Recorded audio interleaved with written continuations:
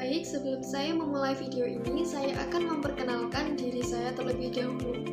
Perkenalkan, nama saya Ardelia Kusuma Wijaya Sakti, NIM 200803102028. Saya dari jurusan D3 Administrasi Keuangan, Fakultas Ekonomi dan Bisnis dari Universitas Jember. Dalam video ini saya akan menjelaskan resiko-resiko usaha bank. Sebelumnya, apa sih resiko itu? Resiko adalah ketidakpastian tentang suatu hasil yang telah diperkirakan. Ketidakpastian yang artinya dapat terjadi atau tidak terjadi ketika kita mendirikan usaha bank tersebut. Tentunya, ketika kita mendirikan usaha tersebut, kita harus pandai-pandai mengelola resiko-resikonya dengan baik. Mengapa? Karena ketika kita dapat mengelolanya dengan baik, maka usaha bank yang telah kita dirikan akan terhindar dari kerugian-kerugian yang mungkin terjadi.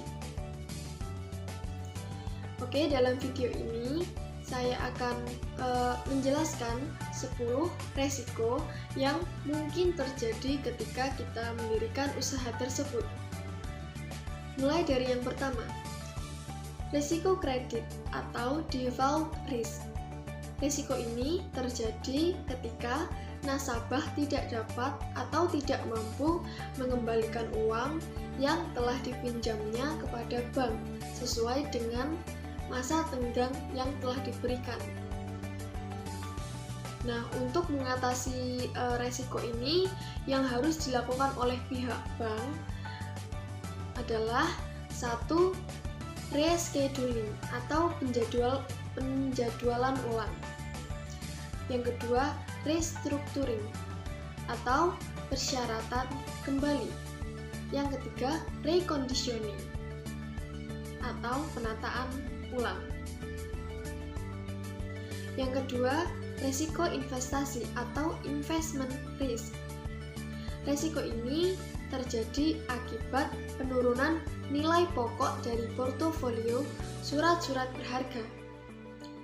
Nah, resiko ini terjadi ketika seorang yang berinvestasi pada suatu barang yang resikonya tinggi atau barang yang high return, high risk, akan tetapi return-nya atau imbal baliknya rendah atau tidak sesuai dengan yang diekspektasikan. Singkatnya, semakin besar investasi tetapi timbal baliknya tetap rendah. Yang ketiga adalah risiko likuiditas atau liquidity risk. Nah, risiko ini terjadi atas produk investasi yang tidak laku dijual atau diperdagangkan kembali. Contohnya, ketika seseorang berinvestasi rumah pada suatu bank dan hendak menjual kembali atau memperdagangkan kembali investasi tersebut, tetapi tidak laku.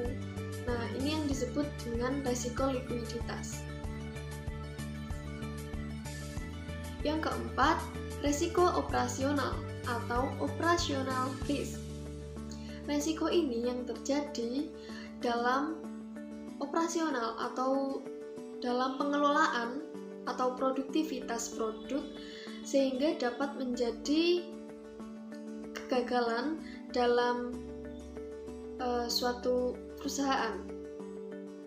Kalau di dalam bank, kegiatan operasionalnya seperti menghimpun dana masyarakat, menyalurkan dana kepada masyarakat, menyediakan layanan jasa seperti transfer, pembayaran listrik, atau pembayaran telepon, maupun pembelian tiket transportasi. Seperti itu. Nah, yang kelima ada resiko penyelewengan atau yang disebut dengan fraud risk. Resiko ini akibat dari ketidakjujuran atau moral yang kurang baik dari karyawan maupun pejabat yang bekerja di dalam usaha bank. Nah, tindakan penyelewengan ini ada yang ringan dan ada yang berat. Yang ringan contohnya seperti pelayanan karyawan bank yang tidak ramah atau tidak sesuai dengan peraturan yang dibentuk dalam usaha bank tersebut.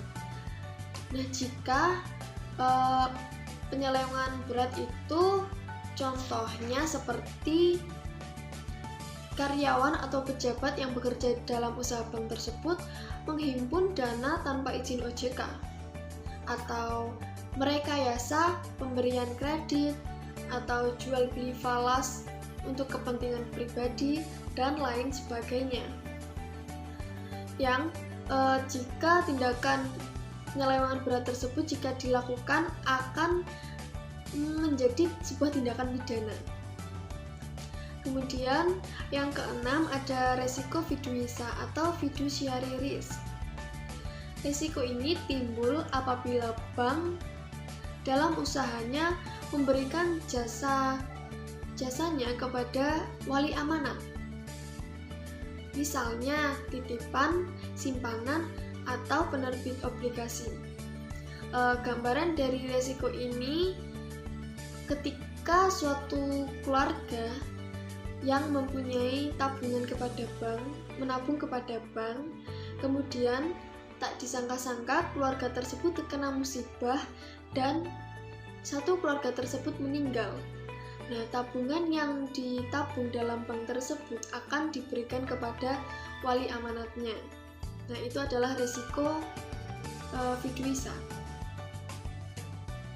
Selanjutnya, resiko tingkat bunga atau interest-rate risk. Resiko ini terjadi akibat perubahan tingkat bunga dalam bank. Nah, dapat diartikan resiko ini yang diakibatkan adanya perubahan suku bunga yang ada di pasaran sehingga akan mempengaruhi pendapatan investasi. Jika suatu suku bunga meningkat, harga obligasi berbunga akan tetap turun. Demikian juga sebaliknya. Nah, itu yang dinamakan dengan resiko tingkat bunga. Kemudian yang keenam ada risiko solvensi atau solvency risk. Nah, resiko ini ketika terjadi akan menimbulkan kerugian atas beberapa aset bank yang berakibat turunnya modal. Dapat diartikan bahwa modal yang dipunyai bank tidak dapat menutup seluruh kerugian. Jadi bank tidak dapat melunasi hutangnya tersebut. Oke, selanjutnya ada resiko falas atau yang disebut juga dengan foreign currency risk. Resiko yang timbul akibat transaksi valuta asing, baik dari sisi pasifa maupun aktiva. Gambaran dari resiko ini misalnya perusahaan domestik membeli produk dari perusahaan asing atau perusahaan luar negeri. Nah, harga produk tersebut akan ditentukan dalam mata uang si penjual.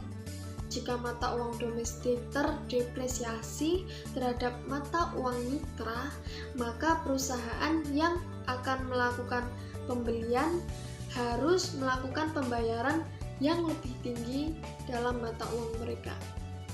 Seperti itu. Singkatnya, depresiasi ini membuat produk impor lebih mahal bagi pembeli domestik. Baik, yang terakhir, yang ke-10 yaitu resiko persaingan atau competitive risk. Resiko ini yang paling mungkin terjadi ketika kita mendirikan usaha bank. Karena resiko ini diakibatkan faktor persaingan antar bank. Nah, pastinya apa yang dipersaingkan contohnya seperti mana bank yang pelayanannya lebih mudah atau karyawan-karyawannya yang melayani nasabahnya dengan ramah, seperti itu. Baik teman-teman, mungkin itu saja yang dapat saya sampaikan, yaitu 10 resiko yang mungkin terjadi dalam mendirikan usaha bank. Sekian yang dapat saya sampaikan. Apabila ada salah kata atau pengucapan, saya mohon maaf, dan saya meminta like dan komennya ya teman-teman.